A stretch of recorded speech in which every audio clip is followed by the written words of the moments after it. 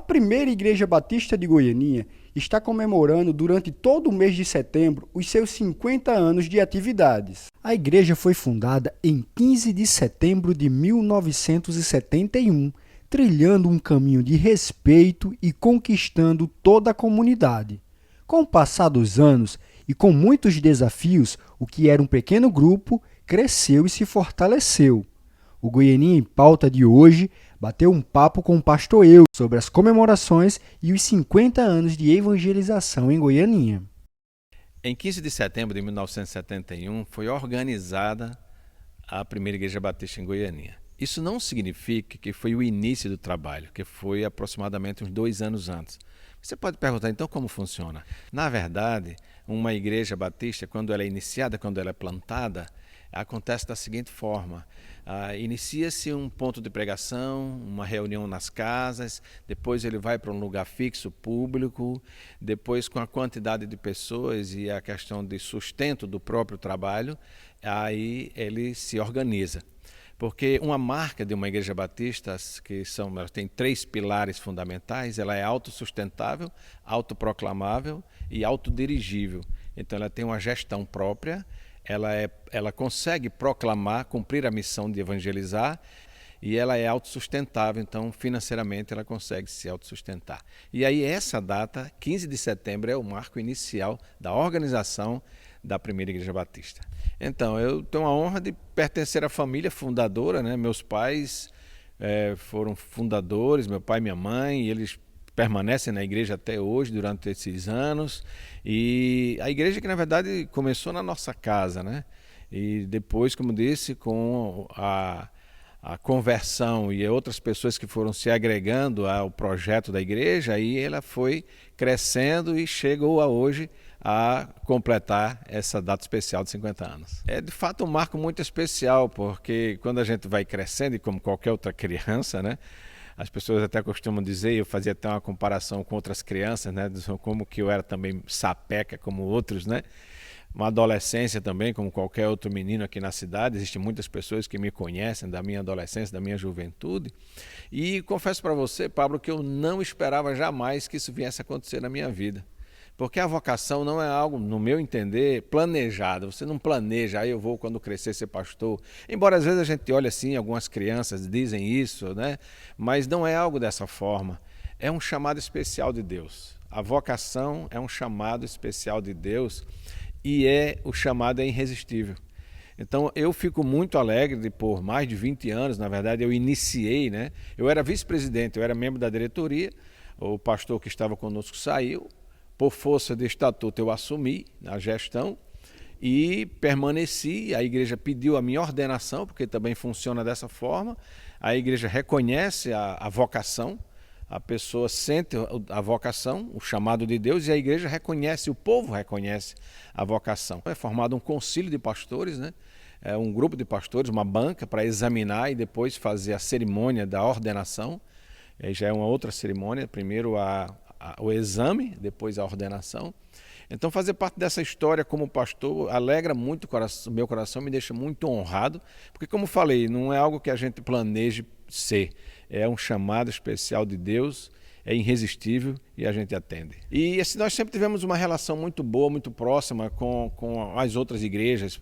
Por exemplo, eu cito aqui, né, o Monsenhor Armando, que é alguém que me conheceu, que me viu menino. Na minha adolescência eu frequentava a casa dele ali também, morava perto, alguém que eu respeito, e eu sei que tinha um respeito por mim, porque em vários eventos nós pudemos dividir a banca como representando, né, ele, a Igreja Católica e os evangélicos, falar em eventos. Então, assim, isso nos faz ver que a cidade adquiriu um respeito pela nossa comunidade, um respeito pela nossa igreja, e isso é algo que se conquista ao longo da história, né? Esse, de fato, foi um grande desafio, né? Eu diria que um desafio moderno, um desafio desse tempo pós-moderno, né? Que de uma hora para outra, né, a nossa igreja fechou o templo. O nosso último culto antes da pandemia foi em 15 de março, domingo 15 de março, depois já não teve mais culto. Nós voltamos a ter cultos presenciais 6 meses depois. em setembro, e o culto foi realizado aqui do lado de fora, foi uma festa de aniversário e nós realizamos do lado de fora.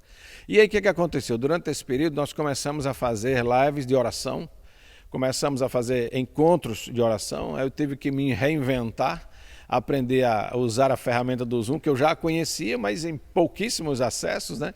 Me reinventar com a plataforma e aprender a fazer transmissões a partir do Zoom, aprender a fazer transmissões ao vivo, tanto pelo Facebook como Instagram, pelo próprio YouTube, né? Aí nós fortalecemos o nosso canal da igreja no YouTube, hoje temos mais de 1.000 inscritos já no nosso canal do YouTube, e temos publicado vídeos sempre, os cultos que já eram transmitidos, mas tiveram que ser transmitidos com outra qualidade. Mas essas coisas, elas cooperaram para uma ação mais próxima na vida de cada um. Porque nós começamos a fazer, e a igreja aprendeu a fazer, a usar muito mais as videochamadas para os discipulados, para as orações, né? Quantas vezes que isso aconteceu? Então, ficamos esse tempo fechado, depois fomos voltando, e só esse ano, agora no mês de setembro, é que nós voltamos o nosso culto presencial durante a semana. Porque nós voltamos só no domingo, e durante a semana não voltamos agora. E agora em outubro é que voltaremos a nossa programação no domingo pela manhã, que é a nossa escola bíblica dominical, que é o estudo da palavra, né, e que abrange aí todas as faixas etárias da igreja, da criança ao adulto. Nós tínhamos pensado em tantas coisas, Pablo, para esse cinquentenário, né? Começamos a pensar isso há mais de 2 anos, o que fazer, como fazer, as ideias foram surgindo, chega a pandemia, que tivemos de nos reinventar com toda a nossa programação.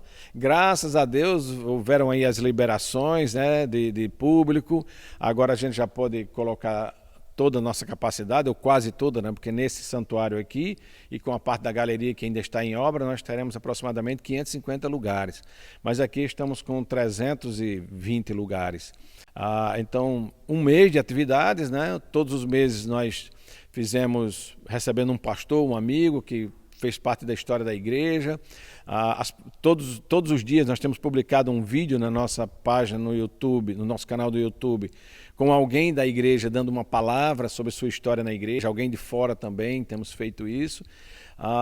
E aí domingo próximo, né, que dia 26, domingo próximo, dia 26, nós teremos o encerramento desse mês, com a cantora Raquel Novaes, uma pessoa conhecida no Brasil, que inspira a todos nós com as suas músicas, com as suas canções, e eu tenho certeza que tem sido um tempo muito especial. E exatamente no dia 15, né, nós fizemos uma celebração muito diferente, porque nós homenageamos não só membros fundadores, que nós temos só o irmão Flávio e a irmã Elisamar, mas famílias daquela época, né? Famílias dos anos 70 na igreja, famílias que ajudaram muito, que participaram muito. Nós homenageamos nesse dia 15 famílias da igreja, famílias históricas da igreja, né? Que estão aí pelo menos há quase 50 anos, né? Uns há 50 anos, porque não eram membros fundadores, mas já estavam frequentando, né? Não eram membros oficiais, vamos dizer assim, né? Mas já estavam frequentando. Foi um dia muito especial.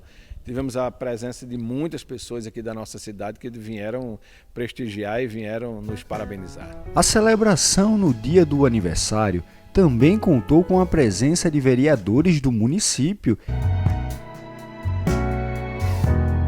e do ex-deputado estadual de Som Lisboa. Então, a vida da igreja é uma vida de expansão.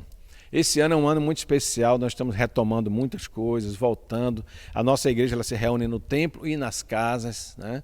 Nós, antes da pandemia, temos cerca de 30, a gente chama 30 PGM, que é um pequeno grupo multiplicador, que se reúne nas casas. Depois da pandemia, alguns não se reuniram, alguns não se adaptaram ao modo online, mas nós estamos voltando a se encontrar nas casas, a expandir pelas cidades em volta, porque Jesus Cristo nos deu uma missão.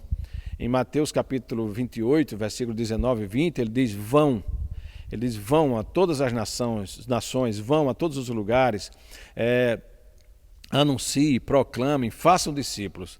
Então essa é a nossa missão. E em Atos capítulo 1, versículo 8, o texto ali é muito claro quando dá uma missão, Jesus dá ali, ele diz, vocês serão minhas testemunhas em Jerusalém, na Judéia, Samaria e aos confins da terra. Mas é uma coisa ao mesmo tempo. Então, por exemplo, nós temos 3 grandes agências missionárias que atuam fora da nossa cidade. A gente chama uma de missões estaduais, a ação da nossa igreja fora da cidade, missões nacionais, a ação da nossa igreja fora do nosso estado e missões mundiais. Nós temos missionários batistas brasileiros, sustentados pelos batistas brasileiros, em 90 países do mundo. Isso é ação, não é a ação dos batistas no mundo, é a ação dos batistas brasileiros. Nós completamos esse ano 50 anos e a Igreja Batista no Brasil completou agora, em dia 10 de setembro, 150 anos do início do trabalho batista que aconteceu ali em Santa Bárbara do Oeste. Eu quero agradecer, Pablo, a sua atenção conosco, em nos convidar a participar. Recebemos isso também como uma homenagem, como um reconhecimento. Agradecer a minha cidade querida, a minha Goianinha, cidade que eu amo. As pessoas às vezes me perguntam: pastor, você mora em Natal? Quando eu estou fora, eu digo: não, eu moro num lugar melhor do que Natal. Eu exerci por 15 anos a função de diretor-geral da Convenção Batista Norte Rio Grandense, função que eu deixei agora dia 11, passei para um outro pastor, e eles queriam que eu fosse morar em Natal quando eu assumi essa função, até por questão de logística e tal. Eu disse: não, eu posso assumir, mas eu não vou deixar de morar em Goianinha. É a minha cidade, eu amo a minha cidade, tudo que fazemos como igreja é por amor à cidade. Eu me empenho para que a cidade seja melhor, para que as pessoas sejam melhores, para que tenhamos dias melhores para a nossa cidade. E a cidade, o poder público, vai sempre poder contar com a nossa igreja nas ações que são para o bem da comunidade, para o bem das pessoas, para o desenvolvimento humano, para uma melhora de cada um de nós. Gostou desse vídeo? Então deixe o seu like, compartilha com seus amigos, inscreva-se no canal para ser notificado dos novos vídeos. Tem vídeo novo toda semana. E deixe também a sua opinião nos comentários.